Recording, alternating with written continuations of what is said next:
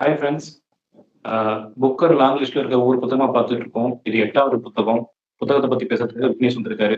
Hi Vignesh, welcome to the show. So இந்த booker long லிஸ்ட்டில் நான் எடுத்துக்கிட்டு இருக்க புக் வந்து my friends by Hisham Matar. Hisham Matar வந்து அடிப்படையில் லிபியாவை சேர்ந்த எழுத்தாளர். அமெரிக்கன் மற்றும் பிரிட்டிஷ் சிட்டிசன்ஷிப்ஸ் வச்சுட்டு இருக்கார். புக்கை பற்றி பார்க்கறதுக்கு முன்னாடி ஆத்தரை பற்றி நம்ம கொஞ்சம் சுருக்கமாக பார்த்துடலாம். லிபியாவை பூர்வீகமாக கொண்டவர், அமெரிக்காவில் பிறக்கிறாரு.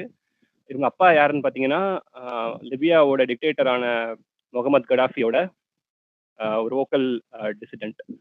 அவருக்கு அகேன்ஸ்டா பேசிட்டு இருந்தவர். அதனால வந்து அவங்க அந்த நாட்டை விட்டு வெளியேற வேண்டியதா போச்சு. 1969 கடாஃபி ஆட்சியை பிடிக்கிற அந்த வருஷம் இவங்க வந்து நாட்டை விட்டு வெளியேறி அமெரிக்காவில் குடிபெயர்றாங்க. ஒரு 4 வருஷம் அங்கே தங்கியிருக்காங்க. திருப்பி வந்து 1973 குடும்பத்தோட திருப்பி அவர் ட்ரிப்போலிக்கு குடி போறாரு, அதாவது லிபியாவோட தலைநகரத்துக்கு. திருப்பி கொஞ்ச நாள் கழிச்சு திருப்பி அந்த இடத்த விட்டு அவங்க நகர வேண்டியதா இருக்கு. ஏன்னா இந்த மாதிரி ஒரு டிசிடென்ட் வந்து கடாஃபி ரிஜைம் வந்து விரும்புறது கிடையாது. இதனால வந்து இஷாமையும் அவருடைய சகோதரர்களையும் அவங்க அப்பா வந்து சூடோனிம்ல வேற ஒரு கண்ட்ரியில் படிக்க வைக்கிறாரு, லண்டன்ல படிக்க வைக்கிறாரு. இவரால் வந்து அதுக்கப்புறம் திருப்பி லிபியாவுக்கு போக முடியல. அப்புறம் 1990 வந்து இவங்க அப்பா கடத்தப்படுறாரு கெய்ரோல இருந்து. ஈஜிப்டோட தலைநகரான கெய்ரோல இருந்து அவங்க அப்பா கடத்தப்பட்டு லிபியன் ரிஜியம் கிட்ட ஹேண்ட் ஓவர் பண்ணப்பட்டதா சொல்லப்படுது. அதாவது எஜிப்சியன் போலீஸ் வந்து அவரை கடத்தி கொண்டு போய் லிபியன் போலீஸ் கிட்ட ஒப்படைச்சிடுறாங்க. அதுக்கப்புறம் அவங்க அப்பா அவர் பார்க்கவே இல்லை. அதுக்கப்புறம் 2009 வந்து அவங்க அப்பா இன்னும் உயிரோட தான் இருக்காரு அப்படிங்கிற மாதிரி தகவல் வருது. அதுக்கப்புறம் 2012 அவர் லிபியாவுக்கு திரும்புறாரு. திரும்பி அவங்க அப்பாவை சந்திக்கிறதுக்கான முயற்சிகள் மேற்கொள்றதை பற்றி அவர் எழுதின ரிட்டர்ன் அப்படிங்கிற அந்த மெமோர் வந்து புலிட்சர் பிரைஸ் வாங்கியிருக்கு ஏற்கனவே. அந்த இந்த செக்ஷன்ல பயோகிராஃபி ஆர் ஆட்டோபயோகிராஃபி அந்த செக்ஷன்ல வந்து அந்த அவார்டு வாங்கியிருக்கு. ஸோ மை ஃப்ரெண்ட்ஸ், அப்புறம் ரிட்டர்ன், இது தவிர இல்லாமல் country of men, anatomy of disappearance, அந்த மாதிரி புத்தகங்களும் எழுதியிருக்காரு. இப்போ வந்து நம்ம அடுத்த புக்கை பற்றி பார்ப்போம். அதோட புக்கை பற்றி பார்க்கறதுக்கு முன்னாடி லிபியாவோட வரலாறை வந்து ஒரு சுருக்கமாக பார்த்துடலாம். 1911 வந்து லிபியா வந்து இட்டாலியால் இன்வைட் பண்ணப்படுது. அன்றைய சர்வாதிகாரியான முசோலினி வந்து படைகள் வந்து லிபியாவை கைப்பற்றுது. அதன் பின் 1949 வரைக்கும் பிரெஞ்சு இல்லைன்னா இட்டாலியன் காலனியாக தான் லிபியா இருந்துட்டு இருக்கு. அதன் பிறகு 1949 கிங் இட்ரிஸ் அப்படிங்கிறவர் வந்து கைப்பற்றாரு லிபியாவை. அது வந்து மன்னராட்சி முறையாக ஆரம்பிக்குது. அப்புறம் 1949 69 வரைக்கும் கிங் இட்ரிஸ் தான் ஆட்சி பண்ணுறாரு. ஆனால் கடுமையான வறுமை, அப்புறம் புவர் லிட்ரஸி, இந்த மாதிரி பல பிரச்சனைகள் வந்து லிபியாவை வந்து ஆட்கொண்டு இருக்கு. இந்த பிரச்சனை எல்லாம் போக 1959 நினைக்கிறேன், அப்போ வந்து பெட்ரோல் ரிசர்வ்ஸ் கண்டுபிடிக்கிறாங்க லிபியாவில், ஆயில் ரிசர்வ்ஸ். அது வந்து இது வரைக்கும் போரா இருந்த அந்த கண்ட்ரியை வந்து அப்படியே வந்து தலைகீழாக மாற்றி ஒரு ரிச் கண்ட்ரியாக மாற்றிடுது அங்கேருந்து. இது ஒரு மெயினான ஒரு இவெண்ட் அந்த கண்ட்ரியோட ஹிஸ்ட்ரியில். இது நடந்ததுக்கு பிற்பாடும் கூட அந்த வெல்த் வந்து மக்களை போய் சேராம மன்னரும் அவரோட ஆட்களும் அந்த நேஷனல் லெவல் எலிட்ஸுமே வந்து அதை பிடிச்சி வச்சுக்கிறாங்க. இதனால வந்து ஒரு ரிசன்மெண்ட் கிரியேட் ஆகிட்டே இருக்கு அந்த ஆட்சி மேலே. 1969 முகமது கடாஃபி ஆட்சியை பிடிக்கிறார். அதுக்கப்புறம் ஒரு பெரிய ரெபலியன் உண்டு பண்ணி ஒரு புரட்சி பண்ணி 1969 ஆட்சியை பிடிச்சிடுறாரு கடாஃபி. கடாஃபியோட ஆட்சி அது வரைக்கும் 2011 வரைக்கும் கடாஃபியோட ஆட்சி தான் நடக்குது. அவர் வந்து ஒரு மாதிரி போலரைஸ்டு லீடராகவே கருதப்படுறாரு. அதாவது ஒரு பக்கம் வந்து எக்கனாமிக்கலி அந்த கண்ட்ரியை முன்னாடி கொண்டு போயிடுறாரு, பவர்ட்டி இதெல்லாம் வந்து ஓரளவுக்கு ஒழிக்கிறாரு, கொஞ்சம் ஈக்குவாலிட்டியை வந்து ஸ்ப்ரிட் பண்ணுறாரு. அந்த அதர் ஹேண்ட் வந்து ரொம்ப ரூலிங் வித் நயன் ஃபிஸ்ட்னு சொல்கிற மாதிரி மக்களை வந்து சர்வைலன்ஸ் பண்ணுறது, அப்புறம் வந்து ரிஜைமுக்கு எதிராக பேசுறவங்களை வந்து கொல்றது, காலேஜ் ஸ்டூடெண்ட்ஸ் தாக்குறது, இந்த மாதிரி பல ஹியூமனிடேரியன் ப்ராப்ளம்ஸ் வந்து அவர் கிரியேட் பண்ணுறாரு. இது போக nuclear war, weapons of mass destruction சொல்லுவாங்கள்ல, அந்த மாதிரி விஷயங்கள் வந்து தயார் பண்ணுறது, இந்த மாதிரி ஒரு மாதிரி கான்ட்ரவர்சியல் ஃபிகராகவே தான் அவர் இருக்கார் கடாஃபி. ஸோ இந்த 2011 அவர் கொல்லப்படுறாரு. இன்னொரு ரெபலியன் வருது, அந்த ரெபலியனில் அவர் கொல்லப்படுறாரு. அந்த ரெபலியன் எதோட தொடர்ச்சி அப்படின்னா அரப் ஸ்ப்ரிங்னு சொல்லுவாங்க. நார்த் ஆப்பிரிக்காவில் துனிசியாவில் ஆரம்பிக்குது அரப் ஸ்ப்ரிங். அந்த ரிஜைமை வந்து ஓவர் த்ரோ பண்ணுறதுக்காக மக்கள் போராட்டம் பண்ண ஆரம்பிக்கிறாங்க. கொஞ்சம் கொஞ்சமாக அந்த துனிசியாவிலேருந்து அது வந்து எகிப்துக்கு பரவுது. அப்படியே லிபியாவுக்கும் பரவி, யெமன், பஹ்ரைன் போன்ற நாடுகள்லயும் பரவி ஒரு பொலிட்டிக்கல் அப்ரைசிங்கா மாறுது. அந்த அப்ரைசிங்ல இவர் கொல்லப்படுறாரு. அதுக்கப்புறம் லிபியா வந்து சிவில் வார்க்குள்ள போய் கிட்டத்தட்ட ஒரு 2020 வரைக்கும் லிபியா வந்து சிவில் வார்ல தான் இருக்கு.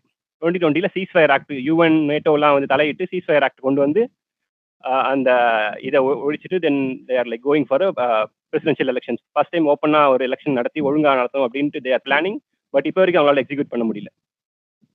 இது வந்து லிபியாவோட வரலாறு. இதுல வந்து முக்கியமா வந்து கதைக்கு தேவையான ஒரு விஷயம் நடந்த வந்து லிபியாவில் நடக்கல, லிபியன் எம்பசியில் நடக்குது.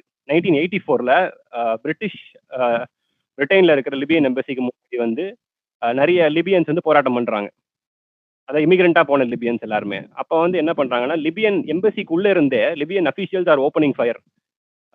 அவங்க வந்து துப்பாக்கி எடுத்து வெளியே நின்று எல்லாரும் சுட ஆரம்பிக்கிறாங்க. அதுல வந்து ஒரு 11 பேர் இன்ஜூர் ஆயிடுறாங்க. 11 பேர் இன்ஜூர் ஆயிடுறாங்க. லிபியன்ஸ் இன்ஜூர் ஆயிடுறாங்க. ஒரு பிரிட்டிஷ் கான்ஸ்டபிள், ஒரு போலீஸ் ஆஃபீஸர் இறந்தும் போயிடுறாங்க. யுவான் ஃபிளச்சர் அப்படின்னு சொல்லிட்டு. இது மிகப்பெரிய அதிர்வலைகளை ஏற்படுத்தி பிரிட்டனுக்கும் லிபியாவுக்குமான அந்த தொடர்பை வந்து ரொம்ப மோசமாக்கி பொருளாதார தடை விதிக்கிறது அந்த மாதிரி பெரிய இதுவாகி அப்புறம் தான் அது சரியான நிலைமைக்கு வருது பல வருஷங்களுக்கு அப்புறம் தான். ஸோ இதெல்லாமே ஒரு இதெல்லாமே இந்த கதையோட பின்னப்பட்டு தான் இருக்கு.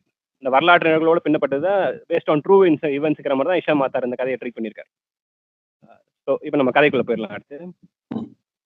ஸோ கதை எங்கே தொடங்குதுன்னா 2016 வந்து my friends. Okay, first characters நான் இன்ட்ரடியூஸ் பண்ணிடுறேன்.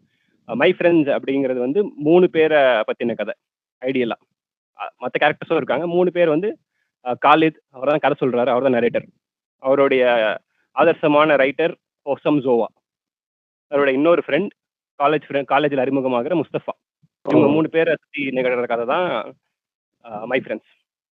ஸோ கதை எங்கே ஆரம்பிக்குது அப்படின்னா 2016ல் காலித் வந்து ஹொசம் ஜோவா வந்து வழி அனுப்புறாரு லண்டன்லேருந்து பாரிஸுக்கு. அப்போ வந்து அவர் கொஞ்சம் கொஞ்சமாக நினைவுற ஆரம்பிக்கிறார். நாங்கள் எங்கே மீட் பண்ணோம், இதில் எங்கே வந்து நாங்கள் இப்போ நிற்கிறோம், இப்போ வந்து என் ஃப்ரெண்டு கிளம்பி போகிறாரு, நான் என்ன பண்ணலாம், இனிமே வந்து எனக்கு லண்டனில் யார் இருக்கா அப்படிங்கிற மாதிரி அவர் கொஞ்சம் கொஞ்சமாக ஃபீல் பண்ண ஆரம்பிக்கிறாரு. கதை அப்படியே வந்து பின்னாடி போகுது. ஸோ அந்த பிரிவுமே கூட எப்படி ஆரம்பிக்குது அப்படின்னா, பிரிய போகிறாங்க இன்னும் கொஞ்ச நேரத்தில். ஆனால் அந்த பிரிவு வந்து அந்த மொமெண்ட்டில் ஆரம்பிக்காது. அது வந்து ஒரு ஃபியூ மொமெண்ட்ஸ்க்கு முன்னாடியே அது ஆரம்பிச்சிடும் அப்படிங்கிற மாதிரி மாத்தார் வந்து எழுதியிருப்பார் அந்த இடத்துல. எப்படின்னா, நைட் நான் வந்து டின்னர் சாப்பிட போகிறேன் அப்படின்ட்டு காலேஜ் சொல்கிறாரு. அதுக்கு ஒசாம் கேட்குறாரு, யார் கூட அப்படிங்கிறாரு. அதெல்லாம் உனக்கு தெரியாது அப்படின்றாரு. ஸோ அங்கேயே ஒரு சின்ன ஒரு ஹிண்ட் வருது. ஓகே, சரி, ஓகே அப்படிங்கிற மாதிரி ஹொசாம் வந்து எடுத்துக்கிட்டு okay to the long friendship அப்படின்னு சொல்லிட்டு குட் பை சொல்லிட்டு போயிடுறாரு. காலேஜுக்கு என்னன்னா, நான் பின்னாடி பேசாமல் ஓடி போயிட்டு வந்து அவங்க கூட வந்து நான் பாரிஸ் போகிற ட்ரெயினில் ஏறிட்டுமா, இல்லை பாரிஸ்லாம் அவங்க சந்திச்சிருப்பாங்க ரொம்ப வருஷத்துக்கு முன்னாடி, பேசாமல் எங்கே மீட் பண்ணுவோமோ அங்கேயே நம்ம வந்து பிரிஞ்சிடலாமா அப்படிங்கிற மாதிரி பலதரப்பட்ட எண்ணங்கள் ஓடுது. அவர் வந்து இல்லை வேண்டாம், ஒரு கட்டத்தில் முடிவு பண்ணி நம்ம இங்கேயே இருந்துக்கலாம், சரி அவன் போட்டோம் அப்படின்னு சொல்லிட்டு கடைசியாக அவர் வந்து அந்த கூட்டத்தில் கரைஞ்சு போகிறத வந்து நின்று பார்க்குறாரு. அங்கேருந்து it starts to think about அந்த அவருடைய ஹிஸ்ட்ரி வித் தி ஃப்ரெண்ட்ஸ். ஹொசம் ஜோவா வந்து ஒரு ரைட்டர். ஸோ இப்போ வந்து நம்ம 1979க்கு போகிறோம். லிபியாவில் ஒரு யங் காலேஜ் வந்து அங்கே இருக்காரு. அப்போ வந்து கடாஃபி ரிஜைமோட அந்த அயன் ஃபிஸ்ட் வந்து அந்த அயன் ரூலிங் வந்து போயிட்டுருக்கு. அப்போ வந்து பிபிசி அரபிக் அப்படின்னு ஒரு ரேடியோ சேனல் இருக்கு. அப்போ அவங்க வந்து ஒரு ஷார்ட் ஸ்டோரி வாசிப்பை வந்து ப்ராட்காஸ்ட் பண்ணுறாங்க. யார் இந்த ஷார்ட் ஸ்டோரி ரைட்டர் அப்படின்னா, இவர் ஒரு யங் ரைட்டர் அப்படின்னு சொல்லிட்டு அந்த பிபிசி ஜேர்னலிஸ்ட் வந்து அறிமுகப்படுத்தி அவர் பேர் ஹொசம் ஜோவா, எடின்பரா யூனிவர்சிட்டியில் வந்து படிக்கிறாரு. இதை வந்து நம்ம ஸ்பெஷல் டெலிகாஸ்டாக பண்ணியிருக்கோம் அப்படிங்கிற மாதிரி சொல்லி ஒரு கதையை சொல்கிறாங்க. அந்த கதை வந்து நம்ம காலேஜை வந்து ரொம்ப பாதிச்சிருது. தி கிவன் அண்ட் டேக்கன் அப்படிங்கிற ஒரு ஷார்ட் ஸ்டோரி. அது வந்து இவர் ரொம்ப பாதிக்க போய் அதை பற்றியே அவர் ரொம்ப நாள் அப்சஸ் பண்ணிக்கிட்டு அதை பற்றியே யோசிச்சுக்கிட்டு அப்படியே இருக்கார்.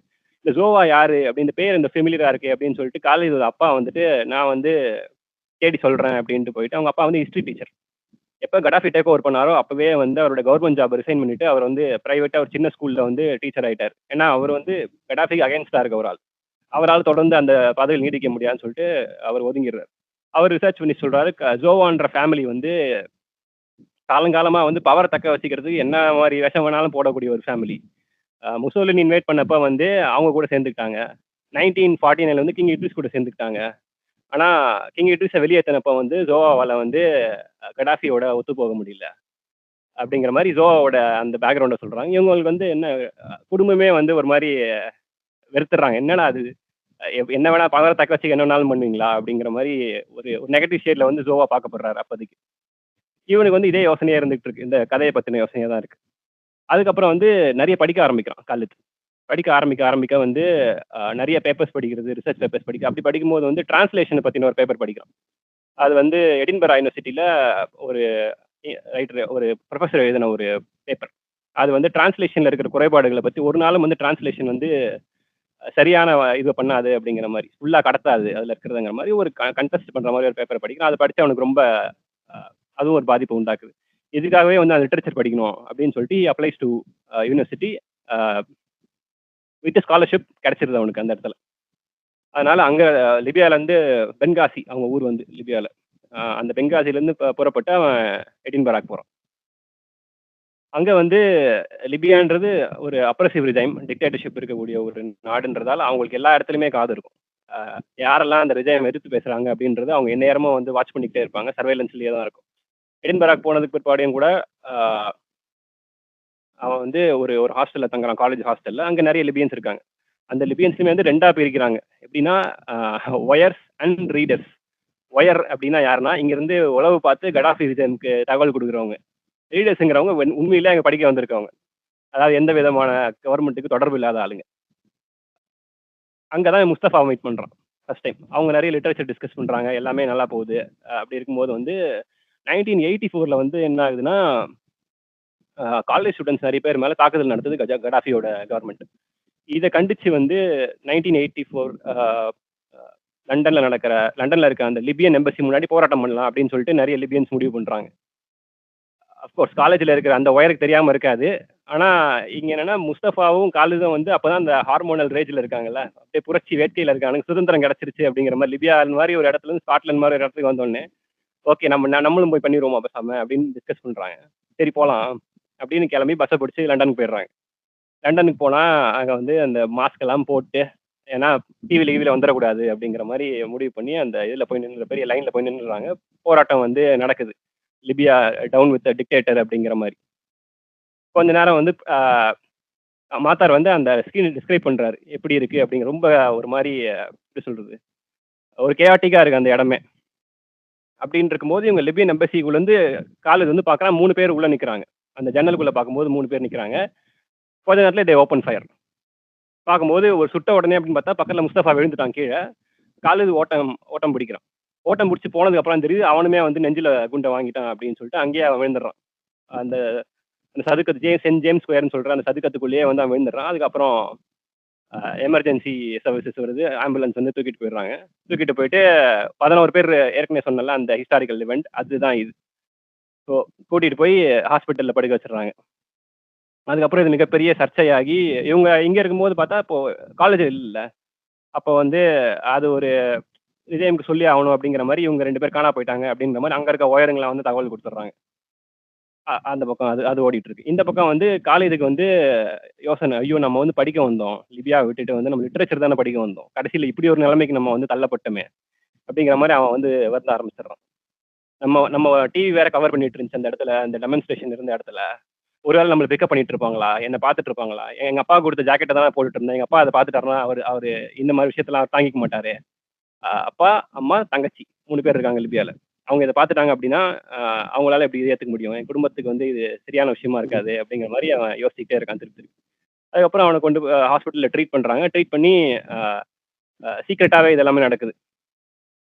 ஸ்காட்லாண்ட் யார்ட் போலீஸ் தான் அதை ஹேண்டில் பண்ணுறாங்க அந்த கேஸை. ஹேண்டில் பண்ணி உனக்கு அசைலம் வாங்கி கொடுத்துட்றோம், நீ வந்து போக வேண்டியதில்லை லிபியாவுக்கு திரும்பி, உனக்கு வந்து நான் இங்கேயே வந்து நாங்கள் இது மாதிரி ஏற்பாடு பண்ணி கொடுத்துறோம், லாட்ஜிங்லேருந்து எல்லாம் என்ன சொல்கிறது ட்ராவல் டாக்குமெண்ட்ஸ் எல்லாமே கொடுத்துறோம், you can like continue your life here அப்படிங்கிற மாதிரி கொடுத்துட்றாங்க.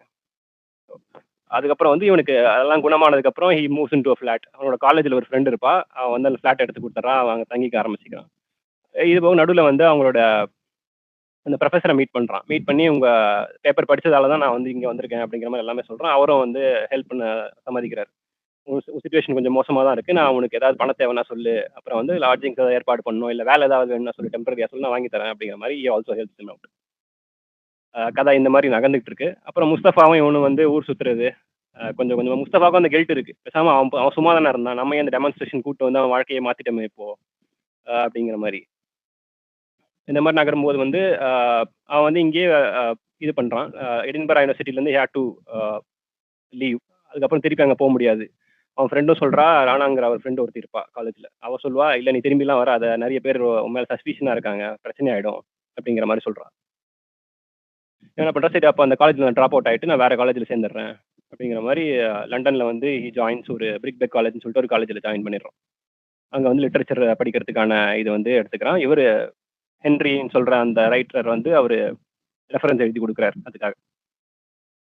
இதுக்கப்புறம் அவங்க அம்மாவுக்கு கால் பண்றான். கால் பண்ணா போய் தான் சொல்ல முடியும். ஏன்னா இதை சொன்னா தெரிஞ்சிடும் அப்படின்னு சொல்லிட்டு. இவனுக்கு என்னன்னா என்ன ஓடிக்கிட்டே இருக்கு. ஒருவேளை தெரிஞ்சிட்டு இருக்குமோ, தெரிஞ்சத தெரிஞ்சு ஒன்றும் பேச முடியாம இருக்காங்களோ.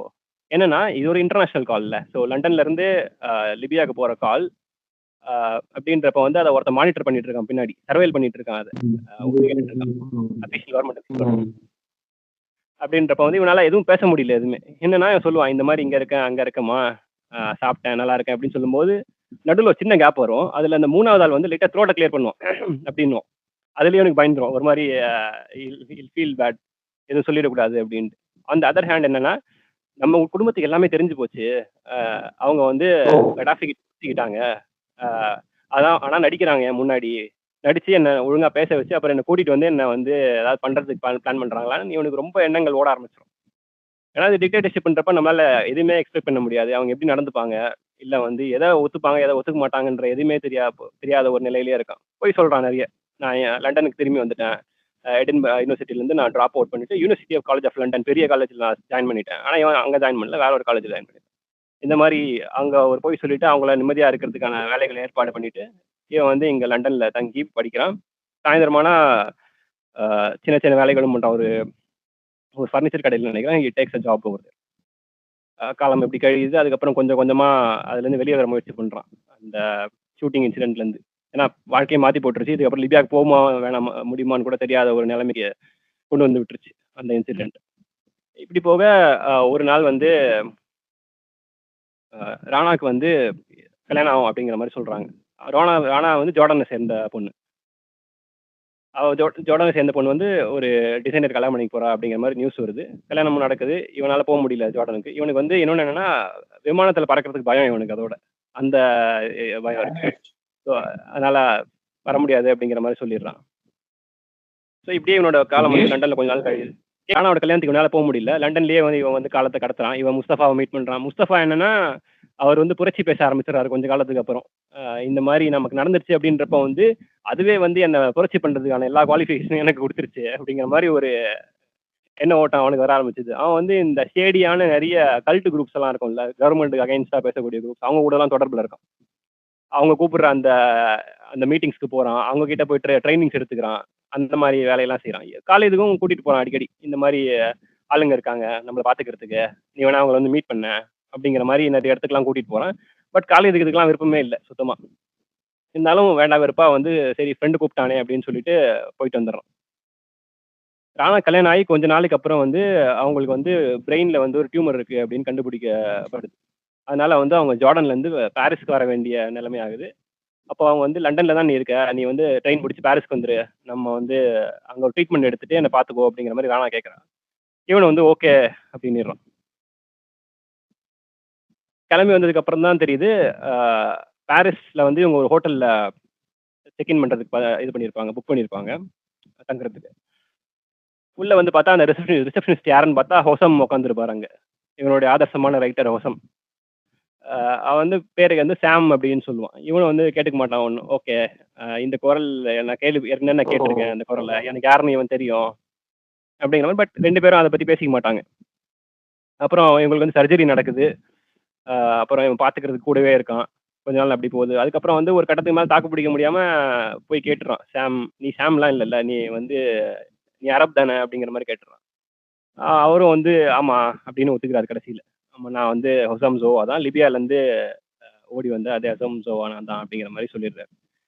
இதுக்கு நடுவில் என்ன ஆகும் அப்படின்னா, முஸ்தபா வந்து ஜோவா வந்து பயங்கரமா வெறுத்துறான் நடுவில். இவனுக்கு வந்து அந்த எண்ணங்கள் ஓட ஆரம்பிச்சிருது காலேஜுக்கு. முஸ்தபா கிட்ட வந்து அந்த கதைய ஃபர்ஸ்ட் டைம் படிச்சத பத்தி அவன் சொல்லுவான். இந்த மாரி ஒரு கதை நான் படிச்சேன்.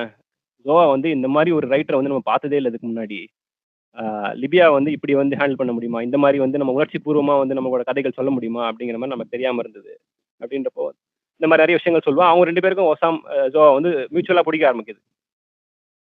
ஆனா, இந்த டெமான்ஸ்ட்ரேஷனுக்கு அப்புறம் வந்து அந்த ஷார்ட் ஸ்டோரி வந்து ஆக்சுவல் புக்கா மாறி பப்ளிஷ் ஆகுது. இவன் ஹாஸ்பிட்டல்ல இருக்கும்போது. அப்போ வந்து ஒரு பிபிசி இன்டர்வியூ எடுக்குறாங்க உசாம் ஜோவாவ. இந்த மாரி உங்க புக் பப்ளிஷ் ஆயிருக்கு. லிபியாலருந்து வந்திருக்கீங்க அப்படின்னு சொல்லிட்டு அந்த இன்டர்வியூல பார்த்தா ஜோவா பேச மாட்டேன்றாரு. சுத்தமா வந்து வாய்ஸே கேட்கல. கொஞ்ச நேரத்துக்கு அப்புறம் டெக்னிக்கல் இஷ்யூ அப்படின்னு சொல்லிட்டு அந்த இன்டர்வியூ கேன்சல் பண்ணிடுறாங்க. முஸ்தபாவுக்கு தாங்க முடியாத கோவம். நம்ம நம்ம 11 பேர சுட்டுருக்காங்க. 12வதா பிரிட்டிஷ் ஆஃபீசர் இறந்து போயிருக்காங்க. இவனுக்கு வந்து இத பேசுறதுக்கு கூட இவனுக்கு வந்து தைரியம் இல்லையா அவனுக்கு? இவன முதல்ல யார் லண்டனுக்கு வர சொன்னது? லிபியால இருந்து தொலைய வேண்டியது அப்படி இப்படின்னு சொல்லிட்டு ரொம்ப கோவப்படுறான். ஒரு ரைட்டர் வந்து அவனோட சோர்ஸ் மெட்டீரியல் தள்ளி இருக்கான் அப்படின்னாலே வந்து அந்த ரைட்டர் செத்து போயிட்டான்னு அர்த்தம். அப்படின்ற மாரி முஸ்தபா வந்து ரொம்ப காட்டமா வந்து ஒசாமா வந்து விமர்சிக்கிறான். அதெல்லாம் எனக்கு நினைவுக்கு வருது. காலேஜுக்கு அந்த மொமெண்ட்டுக்கு. ஒசாமா பார்த்த உடனே. இருந்தாலும் இவனோட ஓ! அட்மிரேஷன் குறைஞ்ச பாடு இல்ல. இவனுக்கு ஆரம்பத்துல இருந்து ஒசாமா பிடிக்கும். இப்பவும் பிடிக்குது அப்படிங்கிற மாரி தான் சொல்றான். அதுக்கப்புறம் 2 பேரும் வெளிய போறாங்க, சாப்பிடுறாங்க. இந்த மாரி சொல்றான். நான் வந்து லிபியாலருந்து வந்தேன். 1984 டெமான்ஸ்ட்ரேஷன்ல வந்து அ அதுல பங்கெடுத்தேன். அத சுட்டுட்டாங்க அப்படின்ற மாரி எல்லா கதையுமே சொல்றான். அ ஒசாம் பெருசா ஓப்பன் அப் பண்ணல. ஓகே அப்படின்னு தலையாட்டிட்டு ஓரளவுக்கு லைட்டா பேசுறாங்க. அதுக்கப்புறம் வந்து திருப்பி ஹோட்டலுக்கே போயிடுறாங்க. காலையில வந்து தூங்கி எழுந்துச்சு வந்து பார்த்தா, ஹுசாம் அந்த இடத்துல இல்ல. வேற ஒரு ரிசப்ஷனிஸ்ட் இருக்காங்க. இங்க இருந்தவர் எங்க அப்படின்னு கேட்டா, இல்ல அவரு போயிட்டாரு. ஹாலிடேக்கு போயிருக்காரு அப்படின்ற மாரி சொல்றாங்க. இவனுக்கு ஒண்ணும் புரியல. ஒருவேள வந்து அவர் வந்து தன்னை வெளிக்காட்டிக்க கூடாதுன்னு சொல்லிட்டு தான் வந்து பாரிஸ்ல இருக்காரு. நான் அவரோட ஐடென்டிட்டிய வந்து வெளிப்படுத்திட்டேன் போல இருக்கு அப்படிங்கிற மாரி அவன் ஃபீல் பண்றான். ஃபீல் பண்ணி கொஞ்ச நேரத்துல பார்த்தா அவன் ரூமுக்கு ஒரு நோட் வருது. இந்த மாரி வந்து meet me in this cafe அப்படிங்கிற மாரி கஃபே பேர சொல்லி. அங்க போனா ஹுசாம் இருக்காரு. ஏன் வந்து ஏன் இப்படி ஒரு முடிவு எடுத்தீங்க? லைக் நேரடியா வந்து மீட் பண்ணியிருக்கலாம்ல. எதுக்கு இந்த மாரி நோட்லாம் குடுத்து அனுப்புறீங்கன்னு கேட்டா, நான் வந்து உன்ன பேக்கிரவுண்ட் செக் பண்ணேன் அப்படின்னு சொல்றாரு ஹுசாம். நீ உண்மையிலேயே உன் பேர் காலித் தானா? உண்மையிலேயே நீ டெமான்ஸ்ட்ரேஷன்ல பங்கெடுத்தியா? அடிபட்டு ஹாஸ்பிட்டல்ல இருந்தியா? அப்படின்றத நான் நம்பல. நீ சொன்ன உடனே. ஏன்னா நானே வந்து எக்ஸைல்ல இருக்கேன் அப்படின்றபோது வந்து, நீ சொல்றதெல்லாம் நம்பணும்னு எனக்கு அவசியம் இல்ல. அப்படிங்கிற மாரி தே டாக் அபௌட் இட். அப்புறம் ஒசாம இவனுக்கு காலேஜுக்கு புரியுது. ஓகே கரெக்ட் தான். நம்ம வந்து ஒரு நிலைமையில இருக்கோம்னா, அதுக்கு ஒரு காரணம் இருக்குன்னா, இவரு இந்த மாரி நிலைமையில இருக்கிறதுக்கு ஒரு காரணம் இருக்கு. அப்படின்னு அவன் புரிஞ்சுக்கிறான். அதுக்கப்புறம் அவங்க ஃப்ரெண்ட்ஷிப் ரொம்ப நல்லா ஃப்ளரிஷ் ஆகுது. ராணாவும் வந்து திருப்பி ஜோர்டானுக்கு போயிடுறாங்க அங்கேருந்து கிளம்பி. இவங்களும் வந்து இவன் கொஞ்ச நாள் பாரிஸ்ல தங்கிட்டு அவன் லண்டனுக்கு திரும்பி வந்துடுறான். லண்டன்ல இவன் சொல்றான், முஸ்தபா கிட்ட போய் சொல்றான், இந்த மாரி காலேஜ்ல மீட் பண்ணேன் அப்படின்னு சொல்லிட்டு. யார் அந்த அந்த கவர்டா அப்படிங்கிற மாரி அவன் கேட்கறான். இல்ல அதெல்லாம் உனக்கு புரியாது. கொஞ்ச நாள்ல நீ புரிஞ்சுப்ப அப்படிங்கிற மாரி காலேஜ் சொல்லி அனுப்புறான். கொஞ்ச நாள்ல ஒசாமா வந்து பாரிஸ காலி பண்ணிட்டு லண்டனுக்கு வந்துடுறாரு. இவனுக்கு முஸ்தபா சி காலிதோட கீழயே ஒரு ஃப்ளாட் காலியா இருக்கு. அவனோட வீட்டுக்கு கீழயே. அ அங்கேயே நான் குடி வந்துடுறேன் அப்படின்னு சொல்லிட்டு குடி வந்துடுறாரு. அவரோட எக்ஸ் கேர்ள் ஃப்ரெண்டும் வந்து ஐரிஷ் பொண்ணு ஒருத்தி இருப்பா. அவ கூட வந்து திருப்பியும் வந்து அவரு கொஞ்சம் நெருக்கமாயிடுறாரு. இவங்க வந்து கிட்டத்தட்ட இது நடக்கிறது எப்போ அப்படின்னு பார்த்தீங்கன்னா, 1992லேருந்து 2010 வரைக்கும் தே கன்டின்யூ இது 1995லேருந்து 2010 வரைக்கும் தே கன்டின்யூ தேர் ஃப்ரெண்ட்ஷிப். 2010ல தான் வந்து சில ஷேடியான விஷயங்கள் நடக்க ஆரம்பிக்குது. என்ன அப்படின்னா, அ இவருக்கு ஒசாமுக்கு வந்து ஒரு ஒரு பர்ட்டிகுலர் பிராக்டிஸ் இருக்கு. ஒரு ஹாபி மாரி. அதாவது லண்டன்ல இருக்கிற எல்லா ரைட்டர்ஸோட வீடுங்களையும் போய் நேர்ல போய் பார்க்குறது. இங்க இவரு வாழ்ந்தாரு. இங்க வந்து ஈட்ஸ் இருந்தாரு. இங்க வந்து ஜார்ஜ் ஆர்வெல் இருந்தாரு. Something like that. ஒரு வீடா போய் பார்க்குற அந்த ஓ! மாரி ஒரு பழக்கம் இருக்கும். அவரு பேசிக்கலி லிட்டரேச்சர் ரைட்டர் அப்படிங்கிறதால, அந்த மாரி ஒரு ஹாபி வச்சிருப்பாரு. சில சில வீட்ட பார்க்கும்போது வந்து அவர் ரொம்ப கதறியும் அழுவாரு.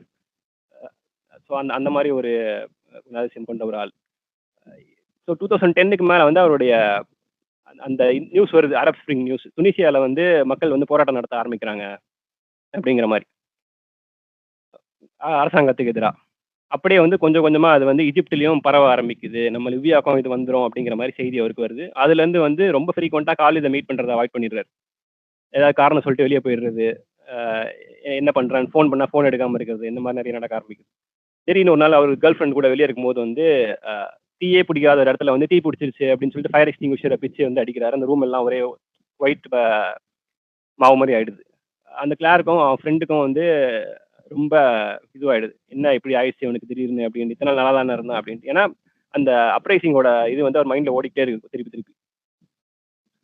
நடுவுல என்ன ஆகுது அப்படின்னா, ரைட்டர்ஸ வாழ்ந்த இடங்கள்ல போய் பார்த்துட்டு இருந்தவர், திடீர்னு பொலிட்டிக்கல் அசாசினேஷன் நடந்த இடங்கள பார்க்க ஆரம்பிக்கிறாரு. லண்டன் ஃபுல்லா.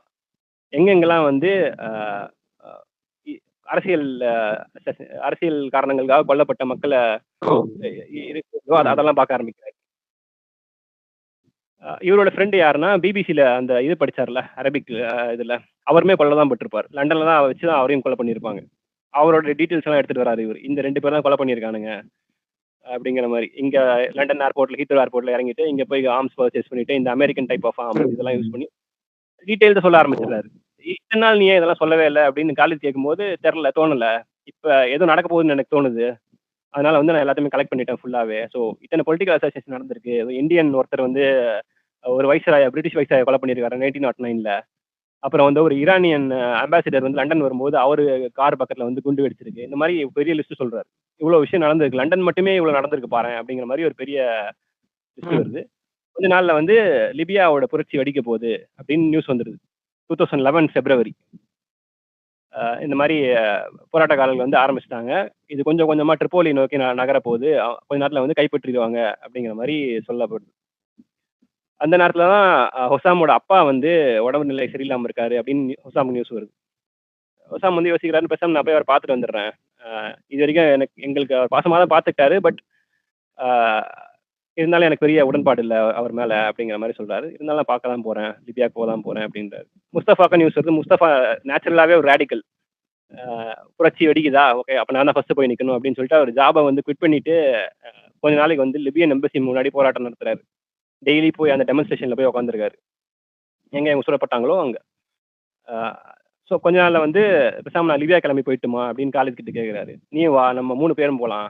அ 3 பேர் நம்ம போய் லிபியால இறங்கி நம்ம கைப்பற்றி நம்மளுடைய தாய்நாட்டுக்கு நம்ம திரும்பிருவோம் பேசாம அப்படிங்கிற மாரி சொல்றாரு. காலிதுக்கு சுத்தமா விருப்பமே இல்ல. நான் வந்து இத்தன வருஷம் கழிச்சு நான் வந்து எனக்காக ஒரு வாழ்க்கைய நான் வந்து தேர்ந்தெடுத்து வச்சிருக்கேன். காலித் வந்து இப்போ வந்து எம் அ 2ண்ட் இது மாஸ்டர்ஸ் முடிச்சுட்டு is working as a teacher ஒரு ஸ்கூல்ல. எனக்கான ஒரு வேலைய எனக்கான ஒரு ஐடென்டிட்டிய நான் உருவாக்கிட்டேன். இதுக்கப்புறம் வந்து நான் வரத்துக்குலாம் எனக்கு விருப்பம் இல்ல அப்படிங்கிற மாரி சொல்லிடுறாரு. சரி போ நான் போறேன் அப்படின்னு சொல்லிட்டு முஸ்தபா கிளம்பி போயிடுறாரு. அப்பாவ பார்க்க போறேன் அப்படின்னு சொல்லிட்டு ஹொசாமும் கிளம்பி போயிடுறாரு.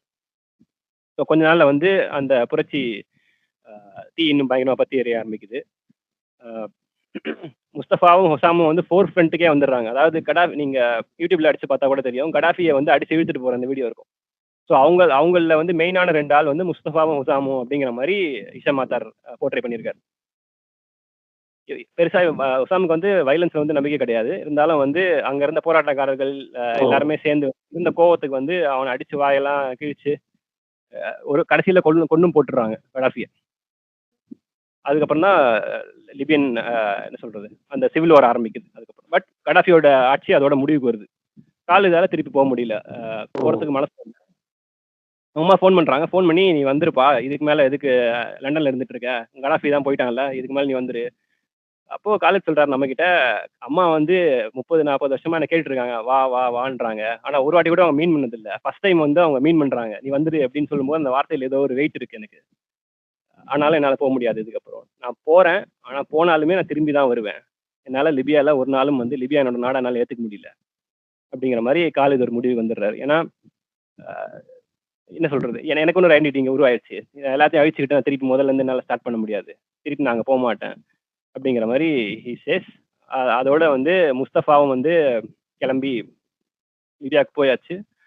இப்ப வந்து ஒசாம் என்னன்னா, அங்க போய் அவரு புரட்சியில பங்கெடுக்கிறாரு. அதுக்கப்புறம் வந்து சில கவர்ன்மெண்ட் பதவிகள் வகிக்கிறாரு. அவருமே ஒரு கட்டத்துக்கு மேல ஏன்னா சிவில் வார் தொடர்ந்து போயிட்டே இருக்கு. ஒரு கேஆஸாவே இருக்கு. ஒரு ஸ்டேபிள் கவர்ன்மெண்ட் அவங்களால இது பண்ண முடியல. இப்போ வரைக்கும் பண்ண முடியல. அப்படின்றப்ப வந்து அவரு இது இங்க இருந்தா என் குடும்பத்துக்கு சரிப்பட்டு வராது அப்படின்னு சொல்லிட்டு அவங்க அப்பா ரொம்ப நாள் முன்னாடி கலிஃபோர்னியால ஃபிளாட் வாங்கியிருப்பாரு யுஎஸ்ல. நான் அங்க போறேன் அப்படின்னு கிளம்பி ஒய்ஃபையும் குழந்தையும் கூட்டிட்டு அவர் வந்து யுஎஸ்க்கு போறதுக்கு கிளம்பிடுறாரு. அந்த யுஎஸ்க்கு போற வழியில தான் வந்து அவரு காலித மீட் பண்ண வர்றாரு. மீட் பண்ணும்போது இந்த லாங் ஃப்ரெண்ட்ஷிப் வந்து எப்படி ஆரம்பிச்சது, இங்க எங்க போயிட்டு இருக்கு அப்படின்றத காலித் நமக்கு சொல்றாரு. என் ஃப்ரெண்டு மொத்தம் 2 பேரு. ஒருத்தன் வந்து அவனோட ஃபியூச்சருக்கு போயிட்டான். யுஎஸ்க்கு அவனோட ஃபியூச்சர தேடி. இன்னொருத்தன் வந்து அவனோட பாஸ்ட்டுக்கே போயிட்டான் திருப்பி. நான் மட்டும் பிரசன்ட்ல மாட்டிக்கிட்டேன். அப்படிங்கிற மாரி ஒரு ஃபீலிங்ல வந்து காலித் இருக்கிற மாரி கதை முடிவுக்கு வருது. ஓகே. எனக்கு அந்த கடைசியா நீங்க சொன்னீங்க, நான் பஸ்ஸுக்கு போயிட்டேன், பஸ்ஸுக்கு போயிட்டேன், நான் பஸ்ல மாட்டிக்கிட்டேன், பஸ் ரூல்ஸ்ல போயிட்டான். அது வந்து எனக்கு பிடிச்சிருந்தது. ஒட்டுமொத்தமா பார்க்கும்போது பார்த்தா, ஒரு 3 ஈவென்ட் எடுத்துக்கிட்டு ஹிஸ்டரியில நடந்த ஈவென்ட்ட வச்சு அத பேஸ் பண்ணி, அங்க மாட்டிட்டு இருக்கிறவங்களோட உணர்வுகள சொல்ற மாதிரியான ஒரு கதை. ஆ இதுவரைக்கும் இது வந்து 8வது புத்தகம். ஆ அரபு சைடு கொஞ்சம் நார்தர்ன் ஆப்பிரிக்க சைடு, அவங்க சைடு எந்த புத்தகமும் இதுவரைக்கும் பார்க்கல. இதுதான் ஃபர்ஸ்ட்டு. ஆ ம். உண்மைய சொல்லப்போனா, இந்த 8வது கதைய கேட்கிற வரைக்கும் எனக்கு தோணுவது என்னன்னா, உண்மையிலேயே நம்ம ரொம்ப சொகுசா ஆசீர்வதிக்கப்பட்ட வாழ்க்கைய வாழ்ந்துட்டு இருக்கோம் அப்படிங்கிற ஒருத்தருக்கு ஒவ்வொரு ஒரு புத்தகத்த படிக்கும்போதும், எப்பா நம்ம நல்ல வேளை அப்படிங்கிற மாரி தான் இருக்கு. ஒரு அமைதியான நாட்டுல வாழ்றது, ஒரு அடையாளம் இல்லாம அலையறதுலாம் எவ்வளோ கஷ்டம் அப்படிங்கிறது தான் ஒவ்வொரு புத்தகத்தையும் பார்த்துக்கிறேன். புத்தக புத்தகம் எல்லாமே கிட்டத்தட்ட அப்படிதான் இருக்கு. ஏதாவது ஒரு அடையாளத்த தேடி, இல்ல ஒரு போர்னால பாதிக்கப்பட்டு, அப்படிதான் இல்ல ஒரு அடிமையா நடத்தி, அப்படிதான் இருக்கு. கொஞ்சம் சரியா சொல்லப்போனா, மனிதர்களோட கீழ்மைத்தனத்த காட்டுற மாரி தான் எனக்கு படுது. அ இந்த புத்தகம் வந்து ஒரு பெரிய விறுவிறுப்பு த்ரில்லர் அப்படிங்கிற மாரி இல்ல. பட் முதல்லயே என்னென்ன ஈவென்ட் நடந்தது அப்படின்னு சொல்றதுனால, அத கொண்டு போய் எப்படி கனெக்ட் பண்றாங்க அப்படிங்கிறது கொஞ்சம் நல்லா இருந்தது. அ அதுவும் கடைசியா அந்த கடாஃபிய இழுத்துட்டு போற 2 பேரா காட்டுறதும் கொஞ்சம் நல்ல இது ம். யோசிச்ச ஒரு விஷயம். அத கொண்டு போய் கனெக்ட் பண்ணது. அ இது வந்து எனக்கு நீங்க எடுத்த உடனே புத்தகம் 3 பேர் அப்படின்னு உடனேயே சேத்தன் பகத்தோட ஒரு புக் காய் போச்சு அப்படின்னு சொல்லிட்டு படமா கூட வந்தது. குஜராத் ஓகே. கலவரத்த பேஸ் பண்ணி ஒரு 3 ஃப்ரெண்ட்ஸு அ இதே மாரி கதை எழுதியிருப்பாங்க. கோத்ரா ஓகே. கதையெழுதிப்பு, குஜராத் கலவரம் நடந்தது. எல்லாத்தையுமே இத பேஸ் பண்ணி எழுதியிருப்பாங்க. எனக்கு அந்த புத்தகம் ஃபர்ஸ்ட்டே ஞாபகப்படுத்துனுச்சு. ஆனா இது ஒரு நாடு விட்டு நாடு போறது, ஃபைனல் அப்புறம் அந்த ஒட்டு கேட்கிறபோது சிறுமுறது, ஆ 30 வருஷமா வர சொல்லி, அந்த இதெல்லாம் வந்து ரொம்ப புதுசா இருந்தது. நான் ம். ராகவனோட மாயவலை புத்தகம் மூலமா கொஞ்சம் இந்த அரபு கண்ட்ரிகள்ல அங்க நடக்கிற நடக்கிற அமெரிக்கா போய் பண்ற சின்னத்தனங்கள்லாம் எனக்கு அந்த அளவுக்கு கொஞ்சம் தெரியும். இந்த மாதிரி ம். புத்தகங்கள் படிச்சோம்னா இன்னும் கொஞ்சம் தெளிவா தெரியும். ஏன்னா நம்ம ம். ம். போற போக்குல தான் கடந்து போயிருப்போம் ஒரு நாட்டோட வரலாறு. இதெல்லாம் கொஞ்சம் ம். கிளியரா தெரியும் இல்லையா? ம். கரெக்ட். உங்களுக்கு எப்படி இருக்கு? இப்ப இந்த புத்தகம் பிடிச்சிருக்கா? எனக்கு பிடிச்சிருந்தது ப்ரோ. என்னன்னா, இந்த எக்ஸைல் அப்படிங்கிறது வந்து நம்மளால எக்ஸ்பீரியன்ஸ் பண்ண முடியாத ஒண்ணு. அ அந்த அந்த வாழ்க்கை வந்து ஏதோ ஒரு என்ன சொல்றது? அத வாழ்றதும் மனிதர்கள் தான். ஆனா அது என்டையரா வேற ஒரு தளத்துல இருக்கு அது. லிபியா மாரி ஒரு இடத்துலருந்து வந்துட்டு, அ அதுக்கு திரும்பி போறதுக்கு ஒரு மனசு வேணும். திரும்பி போகாம இருக்கிறதுக்கு ஒரு மனசு வேணும்ல. அ எனக்கு எனக்கு ஐடென்டிட்டி வேணும். எனக்கு இந்த தாய்நாட்டுக்கு திரும்பணும். எல்லாத்துக்கும் மேல அப்படின்னு நெனைக்கிற 2 பேர். இல்ல எனக்குன்னு ஒரு வாழ்க்கை அமைஞ்சிருச்சு. இதுக்கப்புறம் என்னால திரும்பி போக முடியாது. அந்த அந்த டிஃபரன்ஸ் இருக்குல்ல. ஏன்னா காலித் தான் நமக்கு எல்லாமே நரேட் பண்றாரு. ஏன்னா அவருக்கு தொடர்ந்து நமக்கு வலியுறுத்திக்கிட்டே இருக்காரு ஒரு பக்கம். நான் இங்க தான் இருப்பேன். ஏன்னா எனக்கு ஒரு ஐடென்டிட்டி இருக்கு. இத நான் கெடுத்துக்கிறதுக்கு விரும்பல திருப்பவும். அப்படிங்கிற மாரி அந்த பலதரப்பட்ட அந்த எமோஷன்ஸ் ஹேண்டில் பண்ணது. அண்ட் ஒரு எக்ஸைல்ல வாழ்றவன் வந்து, அவன் வந்து ஒரு நேச்சுரல் ஒரு சிட்டிசன் கிடையாதுல்ல. ஸோ அவன் சந்திக்கிற அந்த விஷயங்கள். அ எங்க போனாலும் வந்து தனித்து தெரியக்கூடிய அந்த நிலைமை. இவனுக்கு வந்து நெஞ்சில குண்டு பாய்ஞ்சிரும். பாய்ஞ்சதுக்கு பிற்பாடு அது பெரிய காயமாயிடும்ல. அந்த காயத்த மறைக்கிறதுக்கு அவன் சொல்ற சொல்ற பொய்கள். அதுக்கப்புறம் ஃப்ரெண்ட்ஸ் கூட ஸ்விம்மிங்லாம் போவான். அங்க போய் என்னால பதில் சொல்ல முடியாது. அப்புறம் ஃப்ரெண்ட் சொல்லுவா, ராணா சொல்லுவா, "நீ பேசாம சின்ன வயசுல கார் ஆக்சிடென்ட் ஆயிடுச்சுன்னு சொல்லிரு." அந்த மாரி சொல்லுவா. அப்புறம் இவங்க பார்டர கிராஸ் பண்ண போவாங்க. அங்க போனா இவன்கிட்ட மட்டும் டிராவல் டாக்குமெண்ட்ஸ் இருக்கும். மத்தவங்க கிட்டலாம் பாஸ்போர்ட் இருக்கும். அங்க பேச முடியாது இவனால. தொடர்ந்து இந்த மாரி விஷயங்கள் வந்து அவன் ஹேண்டில் பண்றது. அ இவ்ளோ கடைசியா சொல்லும்போது கூட, "இத்தன வருஷம் நான் லண்டன்ல இருந்துட்டேன். இப்ப வரைக்கும் என்னால ஒரு லண்டனரா என்னால ஃபீல் பண்ண முடியல. எல்லா விஷயத்தையும் பார்க்குறேன், பண்றேன். எல்லாம் ஓகே தான். எனக்குன்னு ஒரு ஃப்ளாட் இருக்கு. ரெண்ட் பண்ணியிருக்கான். எல்லாமே இருக்கு. பட் என்னால இப்பவும் நான் ஒரு அந்நியனா தான் ஃபீல் பண்றேன்." அப்படிங்கிற மாரி அந்த அந்த உணர்வு வந்து ரொம்ப மேலோங்கி இருக்கு. Through out the book. இந்த 8வதுல இது கிட்டத்தட்ட 3வது புத்தகம். தொடர்ந்து போருக்கான உள்நாட்டு போராட்டம்னா, ஒரு நாட்ட விட்டு வெளிய போயி, அந்த இடத்தோட பொருந்த முடியாம, ஆ ஒரு மாரி ட்ராஜடி தான். இப்போ ஆனா சில ம். பேர் வந்து அத முழு மனசோட ஏத்துக்கிட்டு, நான் அங்கேயே செட்டில் ஆகணும்னு இருக்கவங்களும் இருக்காங்க. ம். முகநூல்ல ஒரு அதாவது மேபி போகும்னு தான் நான் நெனைக்கிறேன். ஏன் அப்டின்னா, இது ஒரு வகையான ஒரு யூனிக்கான ஒரு உணர்வ சொல்ற மாரி தான் தெரியுது. அப்ரசிவ் ரெஜைம்ல இருந்து கிடைக்கப்படுற ஒரு விடுதலை, அதன் மூலம் அமையக்கூடிய ஒரு வாழ்க்கைய வந்து கிட்டத்தட்ட ஒரு ஆட்டோபயோகிராஃபி மாரி தான் இருக்குல்ல அது. இஷாம் மாத்தரோட ஆட்டோபயோகிராஃபி மாரி தான் அவரு ட்ரீட் பண்ணியிருக்காரு. அது சொல்றதுமே நரேஷனுமே ஃபர்ஸ்ட் பெர்சன் நரேஷன்ல இருக்கு. ஸோ அந்த அந்த உள்ளுணர்வுகள தொடர்ந்து சொல்லிக்கிட்டே இருக்காரு. அதோட எல்லா ரிசைமுக்குமே வந்து அத ஒத்துக்காத ஒரு செட் ஆஃப் மக்கள் இருந்துகிட்டே இருப்பாங்க. அதாவது அவங்க அப்பாவ சொல்றதாகட்டும். அவங்க அப்பா வந்து அகைன்ஸ்டா இருப்பாரு. அதுக்கப்புறமா ஜாப குவிட் பண்ணிட்டு வந்து சின்ன ஸ்கூல்ல ஹிஸ்ட்ரி டீச்சரா போயிடுவாரு. ஆனா கடைசி வரைக்கும் அவர் வந்து அவங்க அம்மாவும், அப்பாவும் வந்து ராடிகல்ஸா தான் இருக்காங்க. வீட்டுக்குள்ளேயே வந்து அவங்க பேசிக்கிறதாகட்டும், அந்த குடும்ப அமைப்பாகட்டும், ஆ இல்ல இல்ல இவங்களுக்கு நடுவுல இருக்க அந்த டிஃபரன்ஸ் ஆகட்டும். எனக்கு அது ரொம்ப இப்பதான் ஃபர்ஸ்ட் டைம் நான் அத எக்ஸ்பீரியன்ஸ் பண்றேன் ஆக்சுவலி. மேபி எனக்கு அது ரொம்ப புதுசா இருந்தது.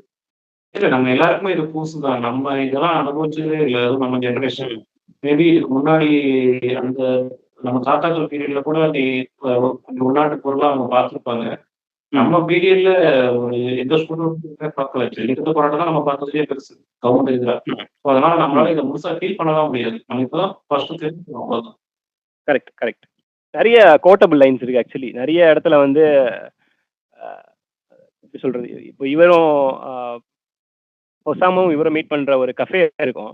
அந்த கஃபே பக்கத்துல வந்து ஒரு ட்ரெயின் ஸ்டேஷன் இருக்கும். அந்த ட்ரெயின் ஸ்டேஷனோட ஏர் எப்படி இருக்குன்னு சொல்றாருன்னா, இஷாம் அத்தார் அது வந்து ஒரு டிரான்சிட்டரி ஏர். அதாவது ஒரு நகர்ந்துகிட்டே இருக்கக்கூடிய ஒரு தன்மைய வந்து அந்த காற்றே கொண்டு இருக்கு. நகர்ந்துகிட்டே இருக்க தன்மை காற்று பக்கத்துலயே நான் என்ன பார்க்கும்போதெல்லாம், "நீ இந்த ஊருக்கானவனே இல்ல. நீ வேற ஊர சேர்ந்தவன். நீ நகர்ந்து போணும்." அப்படின்றது எனக்கு சொல்லிக்கிட்டே இருக்கு. அப்படின்னு சொல்லக்கூடிய விஷயங்கள். அ அதுக்கப்புறம் வந்துட்டு அவங்க அப்பா சொல்லுவாரு. ஜோவா ஃபேமிலிய பத்தி சொல்லும்போது, அவங்க எவ்வளோ சந்தர்ப்பவாதிங்கன்னு சொல்லும்போது வந்து, எப்படி வந்து சன்ஃப்ளவர் வந்து சன்ன ஃபாலோ பண்ணுமோ, அந்த மாரி இந்த ஃபேமிலி வந்து பவர ஃபாலோ பண்ணிட்டு இருப்பாங்க. அப்படின்னு சொல்றதாகட்டும். அப்புறம் வந்துட்டு அ ஒரு பெரிய கலவரம் வெடிக்குதுன்னா, அதுல நடுவுல போய் 2 பேரு கொலை பண்றாங்க அப்படின்னா, தெரியாம போயிடும்ல. அந்த மாரி அத அத மீன் பண்ணி சொல்லும்போது அவர் என்ன சொல்றாருன்னா, ஒரு பெரிய சூறாவளியில போய் ஒரு சின்ன காற்று அ ஒரு ஒரு ஏர் பாக்கெட் நடுவுல போய் பூந்துக்குச்சுன்னா தெரியாதுல்ல நடுவுல.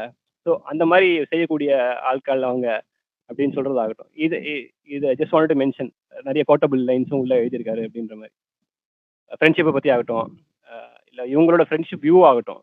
காலிதுக்கு ஒரு மாரி ஃப்ரெண்ட்ஷிப்னா என்னன்ட்டு ஒரு வியூ இருக்கு. ஹுசாமுக்கு ஒரு மாரி ஸோ இருக்கு. முஸ்தபாக்கு ஒரு மாரி இருக்கு. ஸோ படிக்கிறதுக்கும் நல்லா இருக்கு. கோர்ஸ்லாம் ஆ நல்லா இருக்கு. ஆமா. Okay bro. Thank you. நான் பேசுறது உங்களுக்கு ரொம்ப லேட்டா கேட்டுட்டு இருக்கு. நம்ம வந்து இப்போ ப்ரோக்ராமோட எண்டுக்கு வந்துட்டோம். புத்தகத்தை பத்தி பேசிட்டோம். 2 பேரோட கருத்துக்களையும் பகிர்ந்துக்கிட்டோம். இப்போ வந்து நிகழ்ச்சியை முடிச்சுக்க டைம் வந்துட்டோம். அதுக்கு முன்னாடி இந்த புத்தகத்தை பத்தி ஒரு வரியில சொல்லணும்னா எப்படி சொல்லுவீங்க? ஒரே வரி. ஒரே வரியா? ஓகே. ஆ ஒரே வரியில சொல்லணும்னா, ஒரு ஒரு டிக்டேட்டர்ஷிப்ல இருந்து ஓடி போற ஒரு மனிதனோட உணர்வுகள் எப்படி இருக்கும்? அவன் சுதந்திர காற்ற சுவாசிச்சதுக்கு பிற்பாடு, அவனுக்குன்ட்டு தனியா ஒரு ஒரு வாழ்க்கை அமைந்த பின்னதுக்கு அப்புறம், அந்த உணர்வுகள் வந்து எப்படி கடத்தப்படுது அப்படிங்கிறத பத்தி ஒரு ஒரு ஒரு வாழ்க்கையோட ஒரு பிம்பமா தான் இருக்கு. இது ஒரு சென்டென்ஸான்னு தெரியல. பை த எண்ட் வந்து காலித் ரொம்ப ரிலீவ் ஆயிடுறாரு. ஓகே நமக்கு ஒரு வாழ்க்கை இருக்கு அப்படின்ற மாரி. முஸ்தபாவும் ரிலீவ் ஆயிடுறான். ஆனா ரிலீவ் ஆயிடுறான்னா, திரும்பி போயிடுறான். அங்க வந்து திருப்பி அங்க மிலிட்டரி கூப்லாம் இருக்கு. அவன் அந்த மிலிட்டரில ஜாயின் பண்ணி அங்க பெரிய பிரச்சனைகள் ஓடிட்டு தான் இருக்கு. ஹவுசாம் வந்து யுஎஸ்க்கு போயிடுறாரு. ஸோ அவங்கவங்க வாழ்க்கையில அவங்கவங்க செட்டில் ஆயிட்டாங்க அப்படின்ற மாரி ஒரு ஒரு ரிலீஃப்ல தான் முடியுது. அவங்கவங்களுக்கு என்னென்ன வேணுமோ அது கிடைச்சிருச்சு கடைசியில அப்படிங்கிற மாரி தான் இருக்கு. One way or the other. இது ஒரு சின்ன விஷயம் தான். Thanks Vignesh. Thanks for your time. சொல்லுங்க. இந்த முன்னெடுப்ப பத்தி ஆக்சுவலி ரொம்ப ஒரு சிறப்பான முன்னெடுப்பு ஆக்சுவலி. அதுக்கு ஒரு மிகப்பெரிய நன்றி. ஆ எனக்கு எனக்கு இந்த புக்ல இருந்து நெறைய டேக் அவே இருக்கு. இன்ஃபாக்ட் இந்த புக்க படிச்சதுலருந்து சில டேக் அவேஸ் இருக்கு. ஒண்ணு வந்து அ அந்த ரிட்டர்ன்ங்கிற அந்த மெமோர படிக்கணும் கண்டிப்பா. உண்மையிலேயே அதுக்கப்புறம் அவர் லிபியாவுக்கு திரும்பி போய் அவங்க அப்பாவ கண்டுபிடிச்சாரா இல்லையா? அ அத்தன வருஷத்துக்கு அப்புறம் வந்து திருப்பி ஊருக்கு வர ஒரு அப்ரசிவ் ரிஜைம் எண்ட் ஆனதுக்கப்புறம் தன்னுடைய ஊருக்கு திரும்பி போற ஒரு ஆளோட மனநிலை எப்படி இருக்கும்? அத கண்டிப்பா தெரிஞ்சுக்கணும். ஒண்ணு. இன்னொன்னு அ இந்த மாரி சீரியஸ் புக்ஸ நோக்கி நம்ம நகரணும். என்னுடைய பெர்சனல் ஹேபிட் வந்து நான் கொஞ்சம் த்ரில்லர்ஸ் அதெல்லாம் நடுவுல வச்சிருந்தேன். ஸோ அதையும் மீறி வந்து நம்ம சீரியஸான விஷயங்கள் இன்னும் கொஞ்சம் படிச்சு தெரிஞ்சுக்கணும் அப்படின்ற சில டேக் அவேஸ் வந்து இந்த புக்க படிச்சதுக்கு அப்புறம் எனக்கு வந்திருக்கு. அதுக்கும் ஒரு மிகப்பெரிய நன்றி. தேங்க்ஸ் விக்னேஷ். படிச்சு ஆக்சுவலா கொஞ்சம் சீக்கிரமே முடிச்சுட்டீங்க. நீங்க உங்க டேட்டுக்கு முன்னாடியே முடிச்சு பேசியிருக்கீங்க. Thanks again for that. அடுத்த ஷார்ட் லிஸ்ட் ஆனோம்னா திரும்ப இன்னொரு மீட்ல பேசுவோம் எல்லாரும். நிகழ்ச்சியை முடிச்சுக்கலாம். Thanks again. நன்றி ப்ரோ.